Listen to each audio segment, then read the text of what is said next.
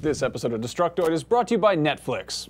Coming up on Destructoid, Battlefield 4 has propellers, Saints Row 4 has mechs, and DuckTales has race cars, lasers, aeroplanes, and an HD remake. All that and more right now on Destructoid Live.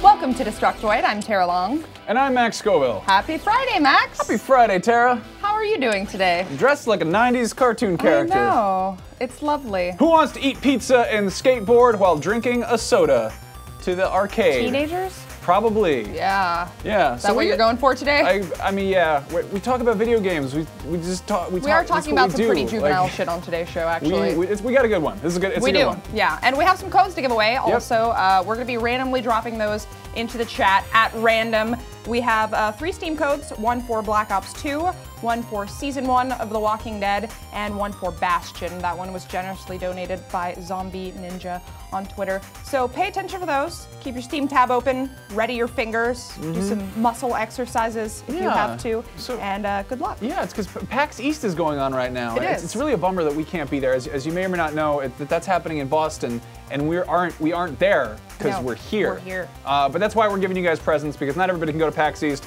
We would like to go there. As you might expect with a big video game event like PAX, big video game announcements are being made, and easily the biggest one of all, hands down, ever, is that Capcom and WayForward are doing an HD remaster of the original NES DuckTales game.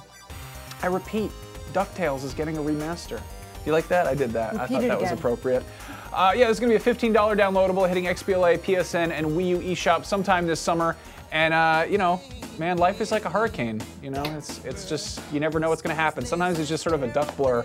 Now, like everyone else between the ages of young and old, I'm very excited by this news. Somebody called me out. They're like, "Are you old enough for DuckTales?" Actually, I remember growing up watching the DuckTales cartoon on Disney afternoons. I never got into the game as a kid, but when I was in high school and I first discovered NES emulation, I played a lot of the DuckTales game, and it's an awesome game. I used to rent the movie all the time from the that was so good with the big scorpions. Kind of plebeian. Yeah. I don't remember what was actually. Scorpions. I just remember it was like Aladdin. You had to find a lamp. The lamp and the stupid genie. God. That was the worst genie. Anyway, of course, whenever Capcom announces that they're doing anything, Mega Man fans chime in to say, "Yeah, well, why isn't the thing that you announced a new Mega Man game?" And to be fair, Capcom has made a habit of snubbing you guys on a pretty regular basis, but this time they actually had something to say about the Blue Bomber. During the World of Capcom PAX East panel, Brett Elston said the company has a new Mega Man game in the... Oh wait, no. Apparently Capcom reps reached out to Destructoid to clarify that they won't confirm that there's a new Mega Man game yet, saying there are still discussions going on about Mega Man and that we won't announce anything until something is ready. So, in the meantime, Mega Man 4 and 5 will be hitting the 3DS eShop on April 25th and May 16th, respectively. I'm sorry, Mega Man fans. Sorry. I liked it better when you were talking about DuckTales. Yeah, right? DuckTales is awesome. Who here likes DuckTales? Like, nobody expected that. I woke up, so I thought someone was joking. Like, I saw like a NeoGAF thread, and they're like, DuckTales HD! And I was just like, no, you are, this is somebody who's playing a goof. If they just brought back a lot of the old classics from the SNES Genesis era, I feel like this has been, all of that company's problems would be solved. This has been blowing up like just all over my Twitter feed, my Facebook. For people who don't even normally post about games on Facebook because they've got family members on there who'd make fun of them if they did. They're like, DuckTales! And everyone's just like, agreed, DuckTales. Yeah, DuckTales. Well, going from DuckTales to a completely mature and adult experience. Destructoid's Dale North had the opportunity to check out Beyond Two Souls earlier this week, the upcoming David Cage masterpiece, as described by David Cage, probably. Dale was privy to about an hour's slice of the game, which takes place after Ellen Page's character Jodie gets taken in by a homeless shelter after being a fugitive on the run. Now, we already know the game's gonna look good just based on all the footage that we've seen of it and all the motion capture that's been done, but Dale says that the graphics and animations are unlike anything seen in any current generation video game. And the stuff that they've managed to do with depth of field actually makes it look like it was shot like a feature film. Unfortunately, the gameplay that we have is not in HD, so it doesn't look nearly as good as the game itself, but there it is. for you to see with your eyeballs. Now, obviously, realistic character animations and high-end graphics do not a good game make, but they are crucial to crafting an emotionally convincing story, and according to Dale, that is exactly where Beyond Two Souls has succeeded. To give you an idea of how significant the story is, Quantic Dream actually created an entirely separate demo from the one that they showed journalists just to let them go hands-on with the game, and they still had to mute certain parts of it just to avoid spoilers. So there that is. When Dale finally did get his hands on the game, though, he had wonderful things to say about it. Unlike Heavy Rain, Beyond uses a very minimalistic control scheme with no quick time events in the combat and virtually no on-screen prompts. So you move Jodie around with the left analog stick, and you can contextually interact with items with the right one, and those items will be marked with a white dot. So everything is just very clean and simple. There are also going to be certain parts of the game where you'll have to control two characters, Jodie and Aiden, the supernatural entity that guards her. Both of those characters have completely different playstyles, obviously, because one is a ghost and can float through walls, and he also has ability to blast large objects with the right bumper, so that comes into play. It all sort of adds a fair amount of problem-solving collaboration to the game, and players will have to switch back and forth between Jodie and Aiden to complete certain tasks. Dale found this aspect of the game very satisfying, but he did say that Aiden's freedom of movement is a little bit disorienting and might take some getting used to. As for the game's combat, it also relies on a nearly invisible promptless system built mostly around melee combat.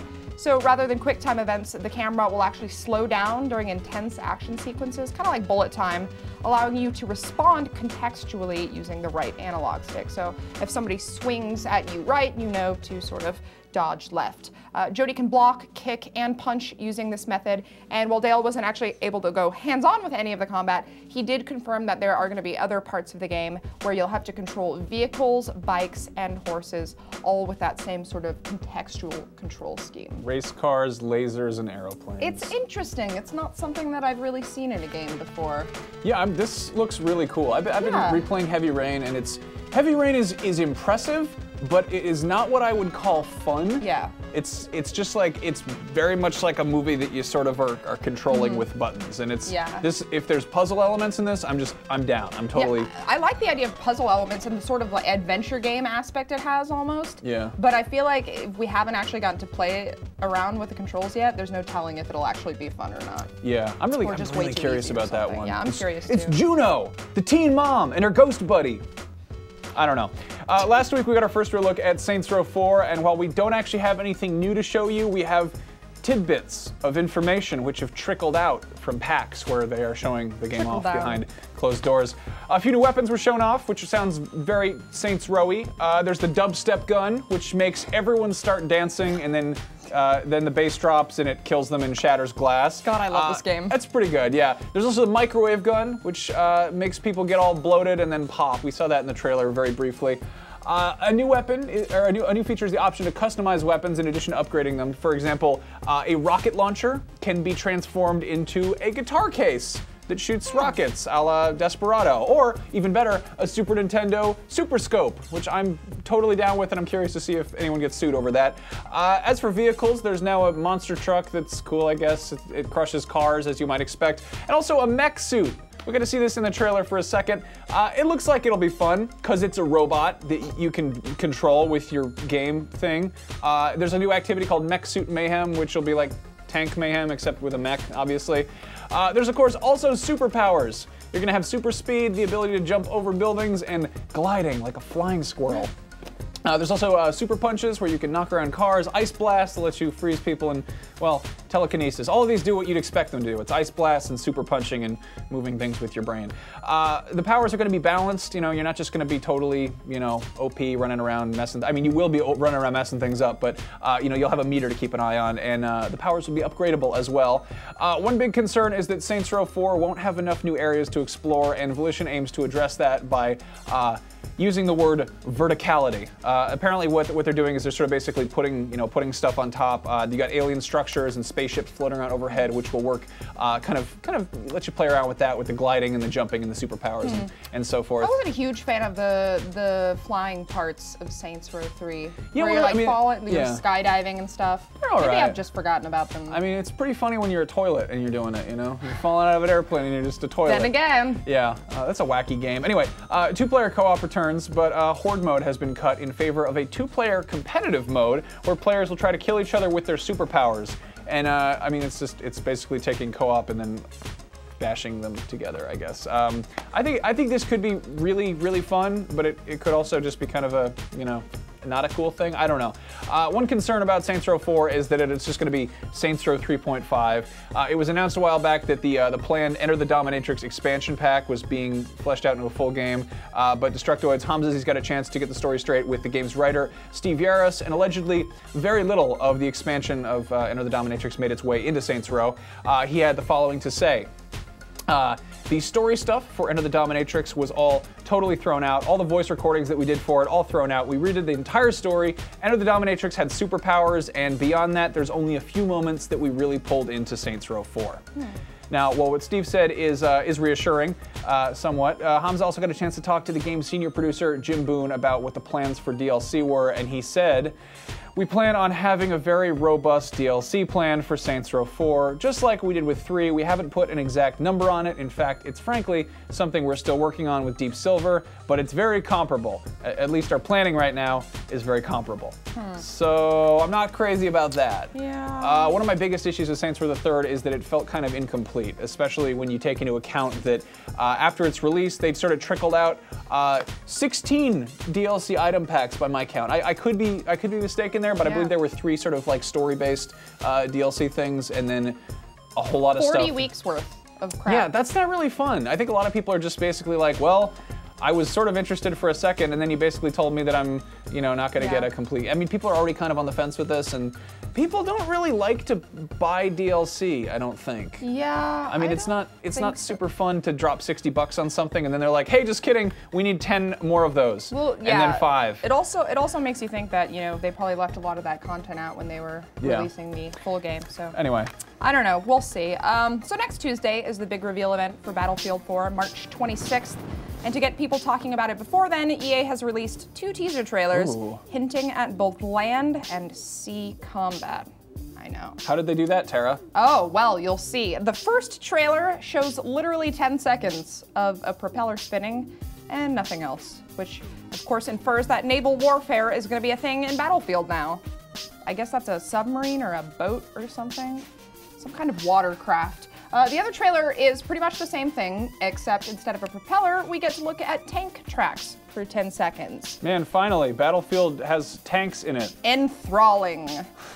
Truth be told, I don't think any of this news is really all too surprising, especially after Assassin's Creed 3, which introduced naval combat to the series for the first time and ended up being one of the most satisfying and enjoyable parts of the game. In any case, there is a good chance we will be seeing more of Battlefield 4 at EA's presentation next week. Unfortunately, our Tuesday episode will air before that actually happens, so we may not have any info for you on Tuesday, but our own Adam Sessler will be attending it, so we will definitely have a video up on our Rev3 Games channel as soon as that happens, and of course we'll also be recapping everything on next Friday's live show as well. I'm sure there will be tons to talk about. Oh yeah, that's going to be a busy show. Yeah, it's going to be good. In the meantime, we're going to take a quick second, pay some bills, and we'll be back with our review of The Walking Dead Survival Instinct. So those of you who watch our show are probably a pretty internet-savvy folk, which means you probably don't want to spend $100 on a cable bill every month. Well, guess what? With Netflix, you will never have to, because now you can stream TV episodes and movies straight to your home for way less money than the competition.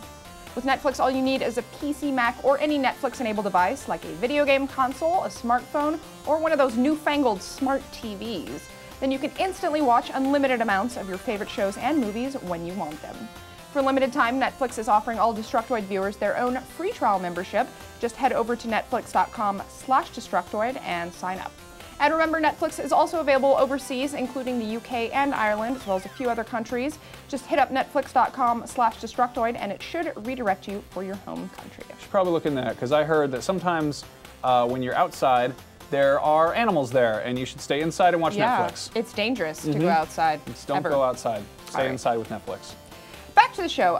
So you guys, if you've spent any time on the internet over the past week, which you probably have because you're watching our show on the internet, you might have seen the abomination that people are referring to as the Walking Dead survival instinct, or as we like to call it, Merlin Durl. Merlin Durl!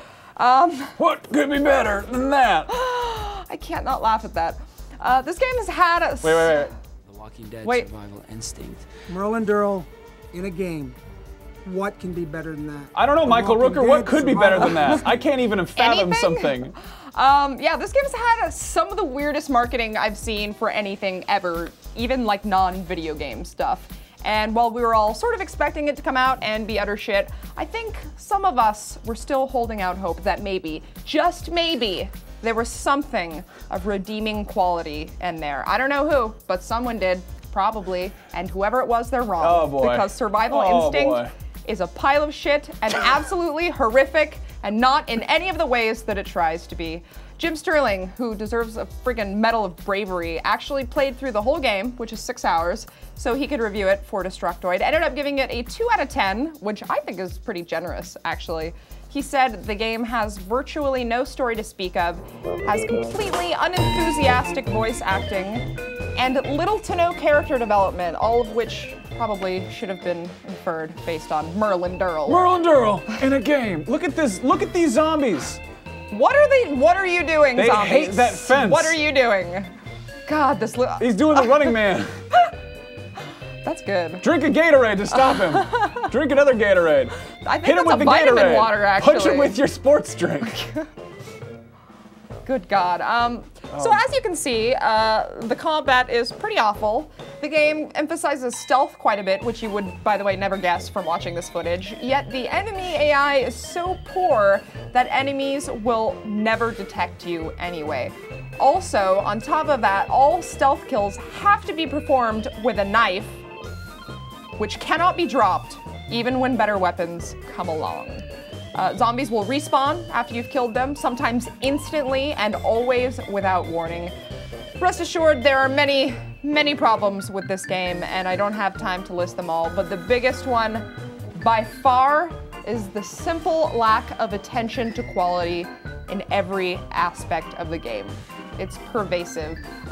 Jim actually posted a picture on Destructoid of the opening cinematic of the game on an Xbox 360 with a visible Windows mouse cursor hovering in the top right corner of the screen. Well, at least we know that they used a computer to make the game. Yeah, at least we know they know how to use a computer.